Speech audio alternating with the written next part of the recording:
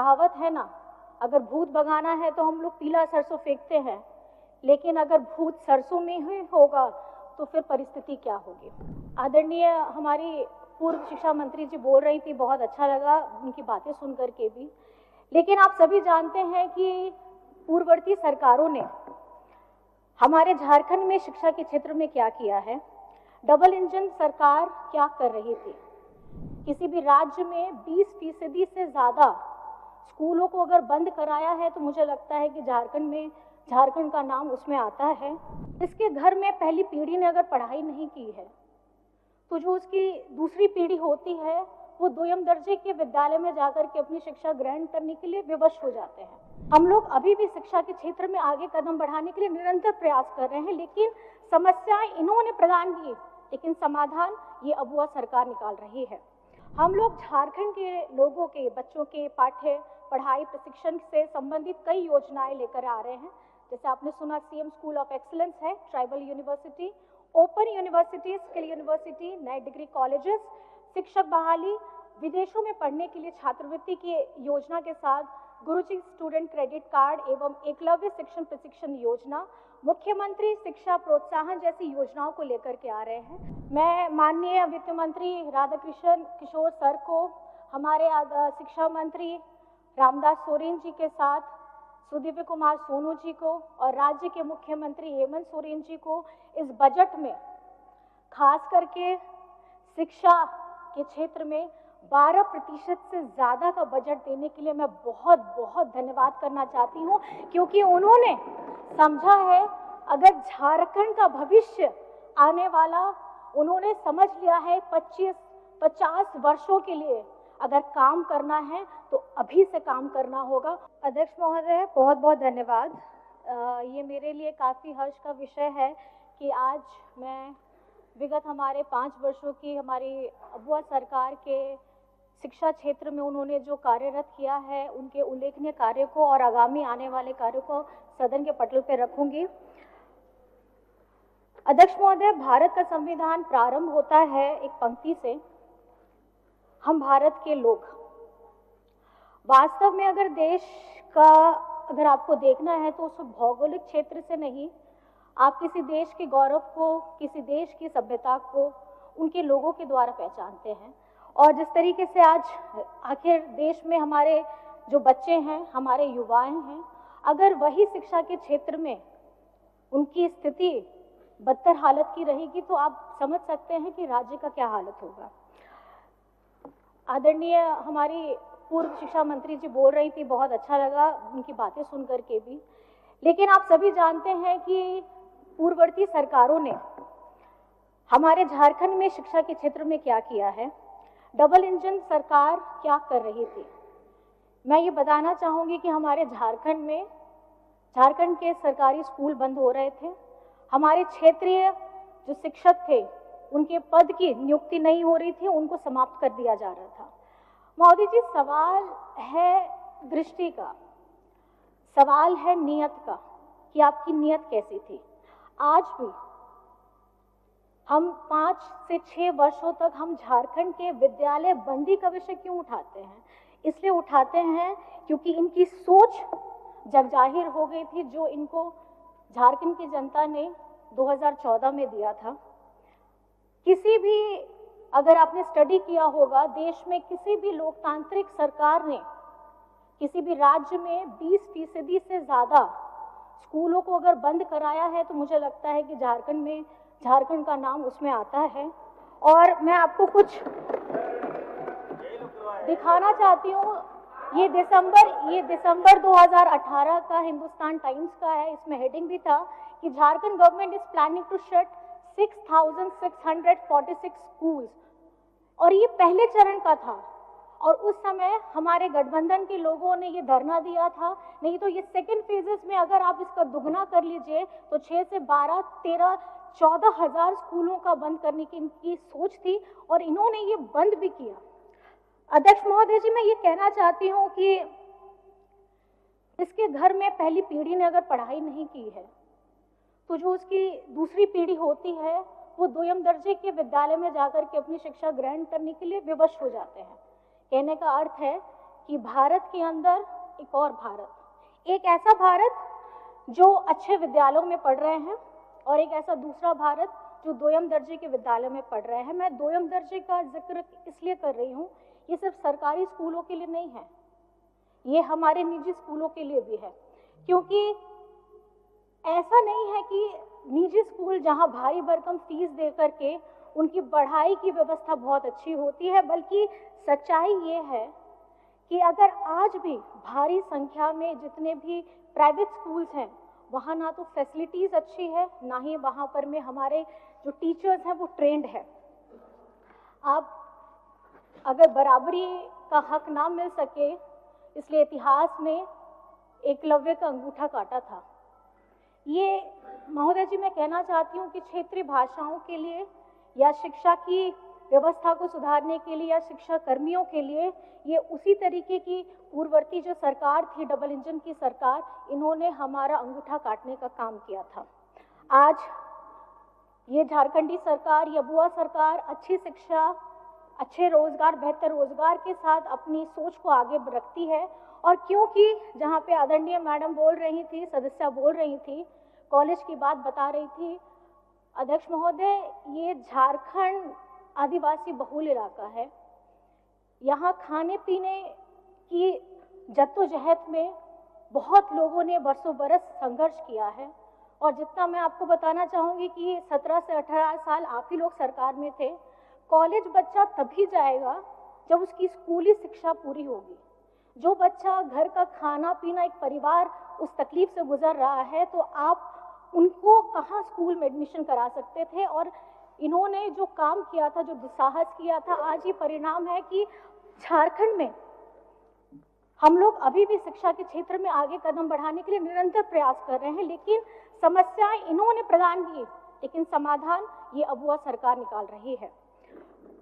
आप लोगों ने पहले भी देखा था इनकी सरकार में पारा शिक्षकों की हालत क्या थी। अध्यक्ष महोदय, पेज के कटिंग्स हैं, बताना चाहूंगी इंडियन एक्सप्रेस का, टाइम्स ऑफ इंडिया का, आपका दिसंबर 19, 2018 का है कि द पारा teachers succumbs to the injuries after injured in the police lathi charge. 5 para teachers sustained severe injuries in the police lathi charge. मैं ये बताना चाहूंगी कि उन्होंने भी अपने परिवार को खोया था। एक ऐसा व्यक्ति जिसकी आय से उनका पूरा परिवार चलता था, लेकिन जब इनके डबल इंजन की सरकार थी, उनकी आवाज़, उनकी इच्छाओं को जानने का, सुनने का इन्होंने कभी प्रयास नहीं किया। और आदरणीय हमारी सदस्या हैं जो पूर्व शिक्षा मंत्री थी, उन्होंने तो सुना भी नहीं है। मैं अगर पढ़ना शुरू करूंगी तो उनके बारे में भी बहुत चीज़ें लिखी हैं, लेकिन मैं नहीं बोलना चाहती। मैं चलिए, अगर आप सुनना चाहती हैं तो मैं ज़रूर बोलूँगी। पारा शिक्षकों के मुद्दे में शिक्षा मंत्री डॉक्टर नीरा यादव जी जब भी कोई बात करने की कोशिश होती थी, वे कुछ भी बोलने से परहेज करती थी। कभी मीटिंग में होने का हवाला देती थी, तो कभी कैबिनेट की बैठक में जाने का हवाला देती थी। और इतना ही नहीं, पिछले दिनों इन्होंने कहा था कि इस मुद्दे पर उनके सीनियर बोल रहे हैं तो वो क्या बोलेंगी। तो ये अगर शिक्षा मंत्री किसी राज्य की बोलती हैं, जब पारा टीचर्स हड़ताल में रहते हैं, तो ये समझना चाहिए कभी कभी गंभीर विषय है। मैडम आपके बस मैडम मेरी बात सुन लीजिए, फिर आप जरूर बोलिएगा। और ये मैं कहना चाहूंगी, जब दिस इज नॉट कॉन्वर्सेशन, इन्होंने कभी भी स्कूल के विद्यालयों की हालत नहीं देखी, just listen. छात्रावास की हालत नहीं देखी, जर्जर बिल्डिंग की हालत नहीं देखी, और झारखंडी सरकार ने वो देखा। और उन्होंने पारा शिक्षक हो, रसोईया दीदी हो, उनके मानदेय को 50% से बढ़ाकर से लेकर के 200% तक की वृद्धि की थी। आज कक्षा 1 में से लेकर के उच्च शिक्षा के लिए जितने भी हमारे विद्यार्थी हैं, उनको छात्रवृत्ति 3 गुना दी जा रही है। और बच्चों को, जैसे आप सभी को ज्ञात है, आज हम बच्चों को साइकिल दे रहे हैं। गांव देहात में सर होता क्या है कि दूर दराज हैं, किसी के घर में माँ पिताजी दोनों काम कर रहे हैं, बच्चों को अगर विद्यालय आना है, खास करके अगर हमारी लड़की बच्चियां हैं, तो उनको आने में दिक्कत होती थी। मैं इस सकारात्मक सोच को बहुत बहुत धन्यवाद करती हूँ, क्योंकि हम लोग भी जब साइकिल वितरण करते थे तो बच्चों के चेहरे में बहुत खुशी और एक चमक होती थी। वो ये चमक इसलिए क्योंकि वो पहिया, साइकिल का पहिया, उनके सपनों को पंख देने का काम कर रहा है, तो मैं समझती हूँ कि ये काफी सकारात्मक कदम है। और अभी झारखंड के प्रमुख शहरों में छात्राओं एवं हमारी कामकाजी महिलाओं के लिए भव्य छात्रावास का निर्माण कर रहे हैं। महोदय, गंभीर विषय है और इस व्यवस्था को सुधारने में थोड़ा वक्त जरूर लगेगा, क्योंकि कहावत है ना, अगर भूत भगाना है तो हम लोग पीला सरसों फेंकते हैं, लेकिन अगर भूत सरसों में ही होगा तो फिर परिस्थिति क्या होगी। लेकिन इस संजीदगी के साथ में आज झारखंड में मैं बहुत आपके समक्ष में मैं ये कहना चाहूंगी कि गर्व होता है कि इसी वर्ष आयोजित हमारी जेईई एडवांस में हमारे सीएम स्कूल ऑफ एक्सीलेंस के जितने बच्चे हैं, बहुत बच्चों ने अच्छा प्रदर्शन किया है। और कुछ बातें मैं आप लोगों के सामने में ये रखना चाहती हूँ कि हमारी झारखंड सरकार ने शिक्षा के क्षेत्र में क्या किया। लिस्ट बहुत लंबी है, मैं अध्यक्ष महोदय संक्षेप में आपको बताना चाहूंगी। राज्य सरकार ने 80 सीएम स्कूल ऑफ एक्सीलेंस प्रारंभ कर चुकी है।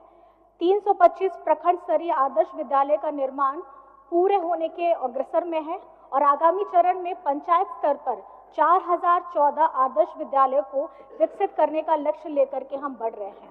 नेतरहाट की तर्ज पर दुमका, पश्चिमी सिंहभूम, बोकारो में आवासीय विद्यालय प्रारंभ किए जा रहे हैं।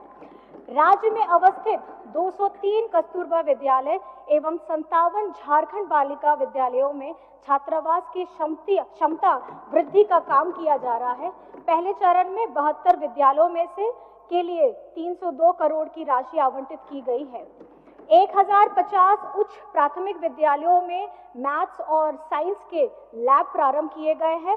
5393 विद्यालयों में आईसीटी लैब की स्थापना की गई है। 3552 विद्यालयों में स्मार्ट क्लासेस प्रारंभ किए हैं। 28,945 विद्यालयों को टैब प्रदान किए गए हैं और पारा शिक्षकों के मानदेय में वृद्धि के साथ साथ अब ईपीएफ की कटौती भी प्रारंभ हो गई है। अध्यक्ष महोदय, इसके साथ साथ मैं ये बताना चाहती हूँ, ये सोच, क्योंकि जिस तरीके से हमारी आने वाली पीढ़ी है, कहीं ना कहीं हम लोग हर एक आयु वर्ग के हैं, हमारे झारखंड के बच्चों का भविष्य कैसे उज्जवल होगा, उसके लिए सकारात्मक कदम जो कुछ और पॉइंट्स में इसमें जोड़ना चाहूँगी अध्यक्ष महोदय। हम लोग झारखंड के लोगों के बच्चों के पढ़ाई प्रशिक्षण से संबंधित कई योजनाएं लेकर आ रहे हैं।